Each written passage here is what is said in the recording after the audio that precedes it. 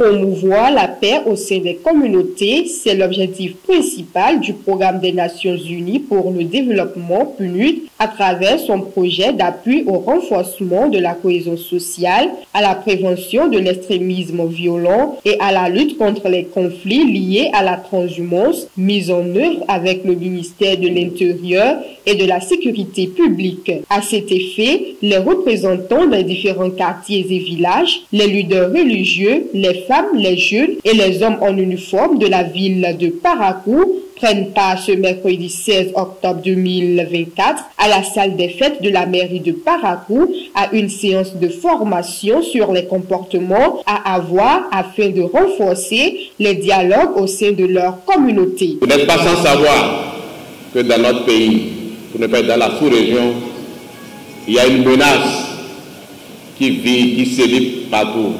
Et cette menace n'est rien d'autre que l'extrémisme violent, le terrorisme.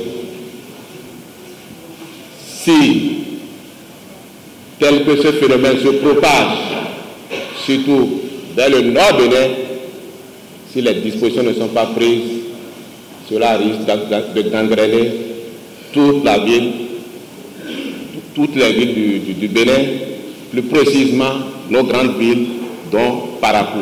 C'est pour pallier à cela que le gouvernement, à travers le PNUD, a mis en œuvre ce projet afin qu'ensemble nous puissions voir comment est-ce que les mesures, comment est-ce que les cas de conflit, les cas de dispute, les cas de frustration vont se gérer afin que ensemble, au sein de nos ménages, nous puissions vivre en paix, afin que la cohésion sociale puisse rayer dans nos ménages, dans nos quartiers, dans nos arrondissements et dans la ville de Parakou. Je suis particulièrement heureux de constater que vous êtes massivement représentés, vous avez massivement répondu à cet appel du gouvernement et du Programme des Nations Unies pour le développement, tout en vous invitant à suivre avec grande attention ce renforcement de capacité et à y participer activement pour l'atteinte des objectifs visés. Je déclare officiellement ouverte cette étape de Parakou de l'activité de renforcement de la cohésion sociale, de la prévention de l'extrémisme violent et de la lutte contre les conflits liés à la transhumance. Et pour réussir cette noble mission basée sur la paix, il est mis en place des mécanismes locaux en matière de dialogue communautaire dans les quartiers et villages. Il s'agit en fait pour nous, dans le cadre de ce projet, de mettre en place au niveau de chaque commune cible du projet un mécanisme de dialogue communautaire et de règlement des conflits à la base. Ceci pour renforcer la cohésion sociale et le vivre ensemble.